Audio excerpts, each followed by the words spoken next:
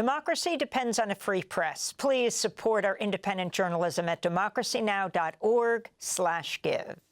This is Democracy Now!, democracynow.org, The War and Peace Report. I'm Amy Goodman with Juan Gonzalez.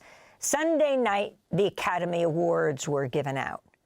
One of the documentaries that was nominated for an Oscar was Sugarcane. The film looks at the abuse of Indigenous children at Catholic Church-run residential schools across Canada, where they face psychological, physical, and sexual violence, often at the hands of priests. Thousands of children, including babies, infants, died of neglect and were killed at the residential schools, with unmarked graves being found to this day. This is the trailer for Sugarcane.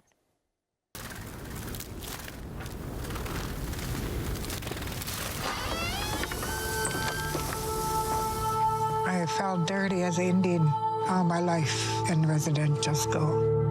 Look at that. It's all names. When you're brought up in an institution like the Catholic Church, you have strict rules, and you went with their ethics. I've been trying to find out what happened at St. Joseph's Mission. Everything was so secretive. My dad was born there. How did it happen? It's not something that you want to open up, you know. It just keeps on damaging. For decades, there were reports of neglect and children dying or disappearing from this facility. 2 girls drowned. Priests were moved around. Why are they dying? Did they think we'd be stupid all of our lives, the rest of our lives, and nobody would ever find out these things?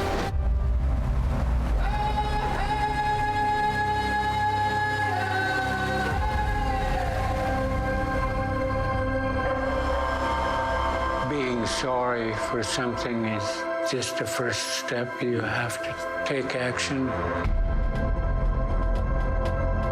We see the impacts in our community every single day. And we need to continue to hold each other up. Julian, I ask you to open your heart. Our people are going to stand up. Your story is someone who was abandoned, but also who abandoned. You do know what happened with me, right? I want to know the whole story.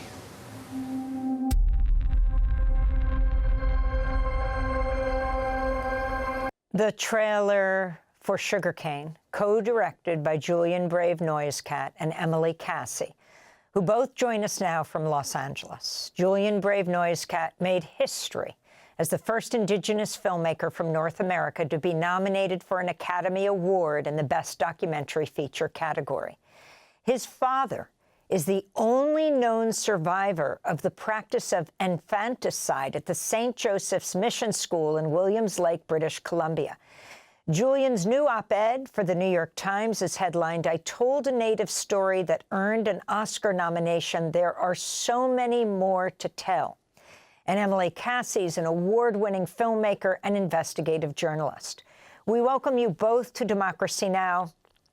I'm still reeling from watching your film last night on Hulu, from watching Sugarcane.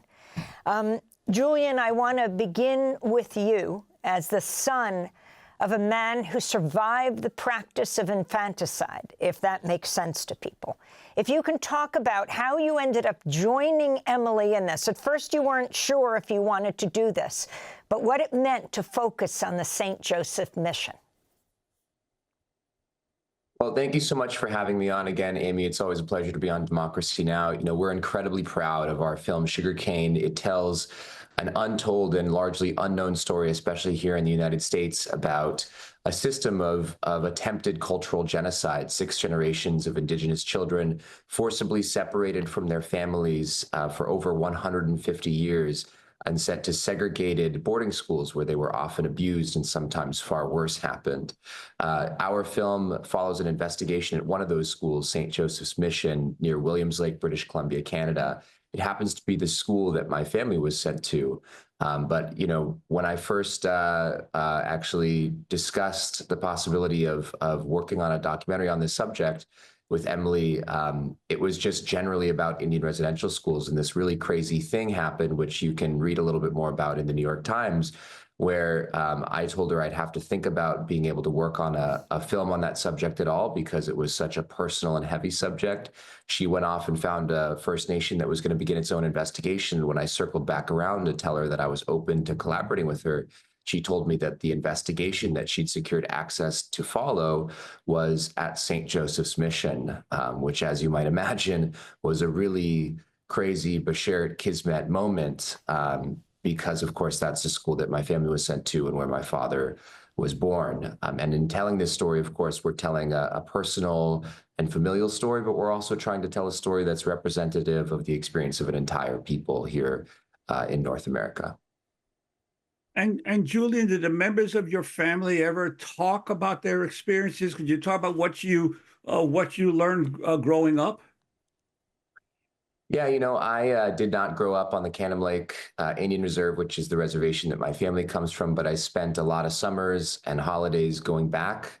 When I was in college, I actually lived there over the summers and spent my time learning Secwepemchin, which is our language. It was a language that was actually nearly wiped out by St. Joseph's Mission and the Indian residential schools. And I learned that language from my Kia'a, who is one of the participants in our documentary. And if you're learning a language from your grandmother, that's what Kia'a means, who was sent to one of these schools and who nearly lost that language because of them, you might ask questions about what happened at those schools.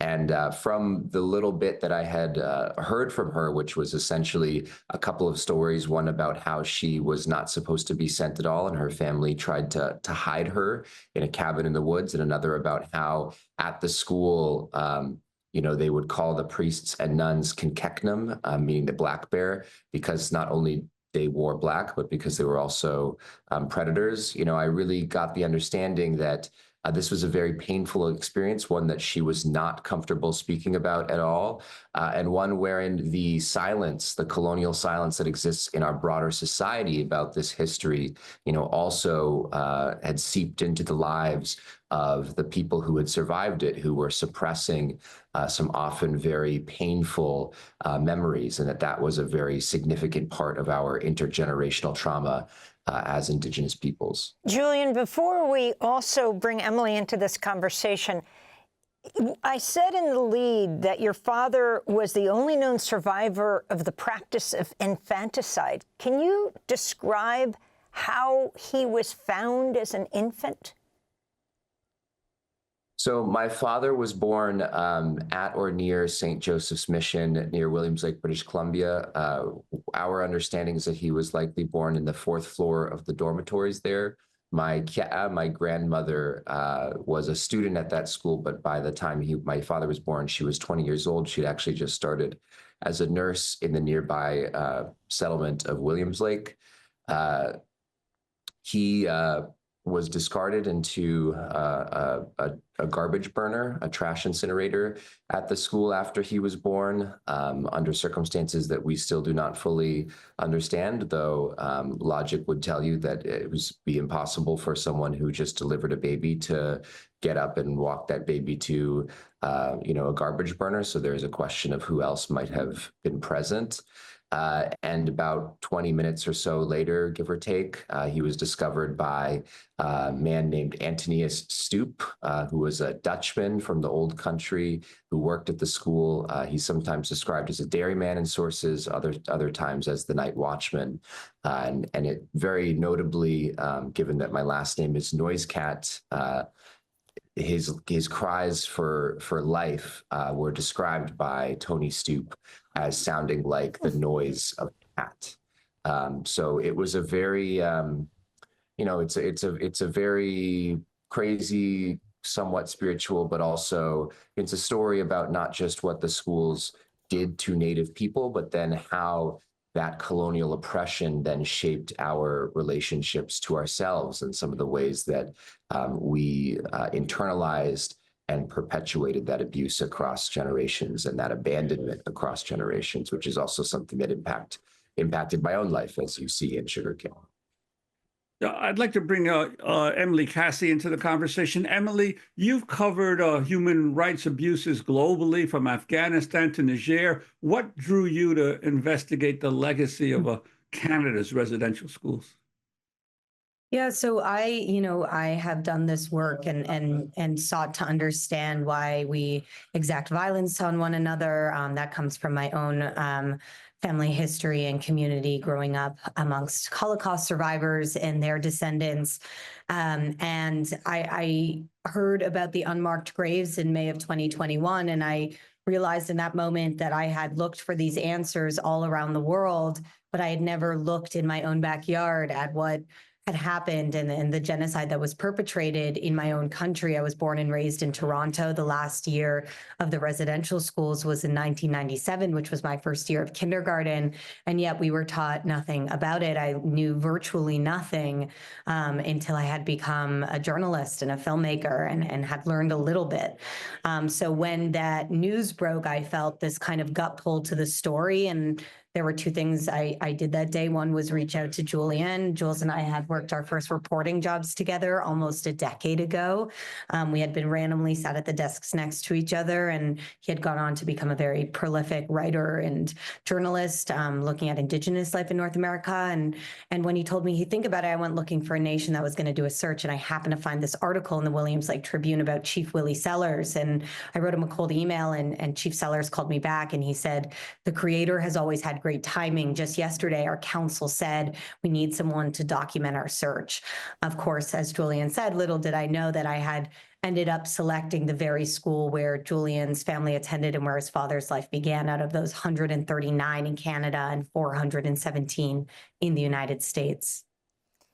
I wanted to go back to 2022 when Pope Francis made a historic trip to Canada to apologize for the mistreatment suffered by Indigenous children in residential schools run by the Catholic Church. I myself wish to reaffirm this, with shame and unambiguously, humbly beg forgiveness for the evil committed by so many Christians against the Indigenous peoples. Can you, Julian, talk about the significance of this moment? Now the Pope lays in hospital, is very, very sick.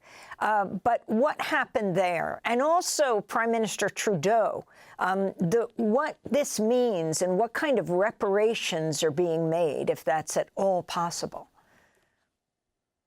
In Sugarcane, we have a political diptych close to the sort of crescendo in the narrative, where first you see the Prime Minister of Canada, Justin Trudeau, visit the Williams Lake First Nation and issue his own sort of preemptive apology to beat the Pope to the punch, which is, just as an aside, a very Canadian, liberal Canadian thing to do, to be the first one to say sorry. And we hope that our viewers sort of understand the humor in that, even though it's, obviously a very serious subject.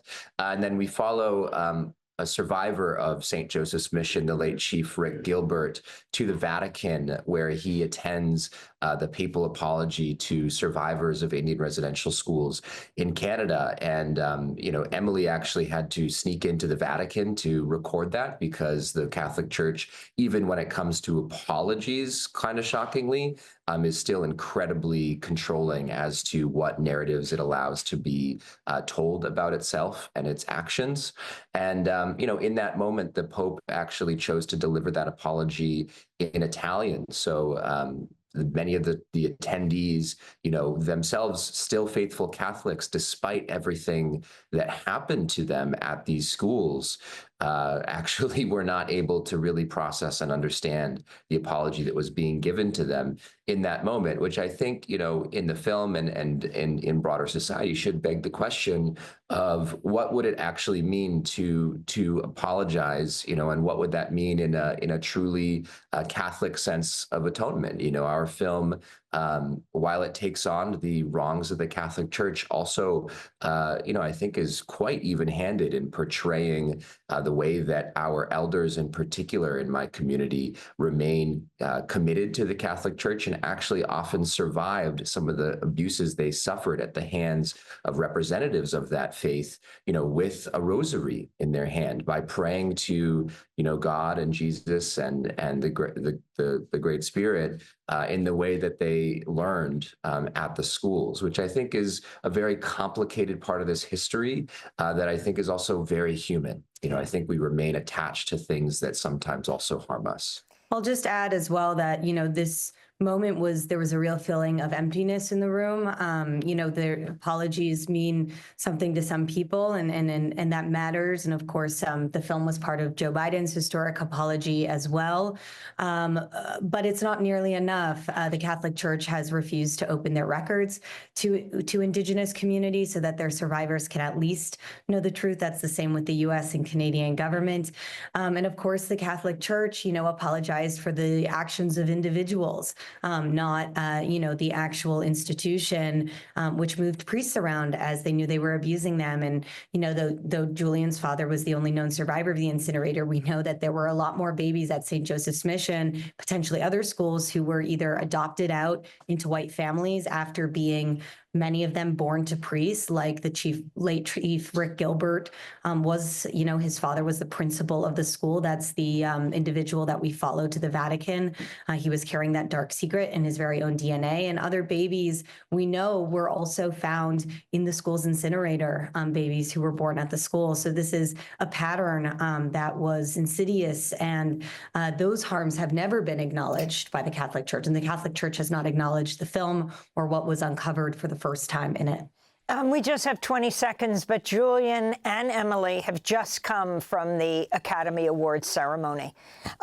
Julian, how did it feel to make history as the first Indigenous filmmaker from North America to be nominated in the documentary category? In any category, actually. Yeah. Yeah, it was really beautiful, to see, in particular, my father, my Auntie Charlene, who's in the film, Chief Willie, also in the film, on the red carpet. It just signified that we had something really special here in this film, and that the broader world was getting an opportunity to see that. And, we wanted to give Indian country a reason to hold their heads high, and I think we did. Well, you certainly did. Julian Brave NoiseCat and Emily Kassie, you did such an incredible job. It is an unforgettable documentary, co-directors of the Oscar-nominated film Sugarcane.